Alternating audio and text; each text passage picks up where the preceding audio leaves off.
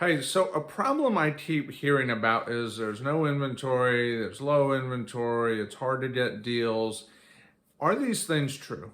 To some degree, there is some truth to it. It is a little harder to get deals when the market is strong in terms of pricing and valuation of properties. Okay, we're not going to get into interest rates and all that, it's a whole separate thing. But the reality is, the majority of markets, it seems, are holding their value and they're holding strong, which is helping sellers stick to their guns, so to speak, so a little bit harder to get that deal you seek. So then what happens, you see a lot of investors starting to branch out into a lot of different areas looking for deals. Now, if you're wholesaling, you're probably used to doing that, so it's not really necessarily a big deal. But if you're a fix and flip person, or you're going to do new construction or buy and hold, that's a little bit different, because now you need to know more about those markets that you're diving into. It's easy to get caught up in the idea of, well, I'll do a deal anywhere if the numbers are good. And in some cases that can work if it's a strong enough deal to merit taking on the risks in dealing with the unknowns. In reality, there's a number of deals available in markets that, quite frankly, you probably have no business being in, because it's not in alignment with what you want. Sometimes, as the phrase goes, money is burning a hole in your pocket, or you've got this emotional desire, I've got to do a deal, I've got to do a deal, that it leads you to doing deals in places that maybe you should not be in.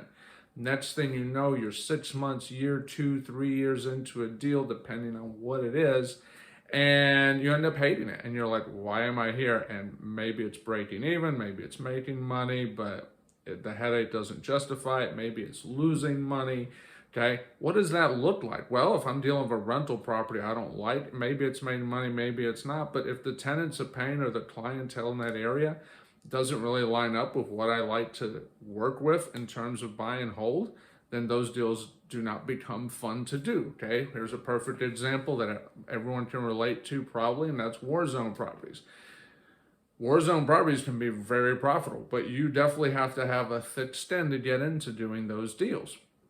Okay, or you need to have a property manager that's really good at that. If you've got that, they can work absolutely great. But for some people, they don't want to deal with it. It doesn't matter how good the numbers are, they don't want to deal with it.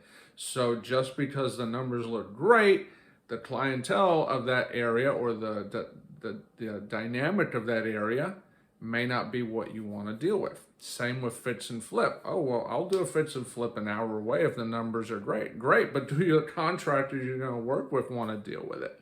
We did a deal once where we did a remote rehab, and it turned out most of the local contractors actually came to the major city to do work, because they didn't like the dynamic, the pay, the whatever about doing deals in their own local backyard.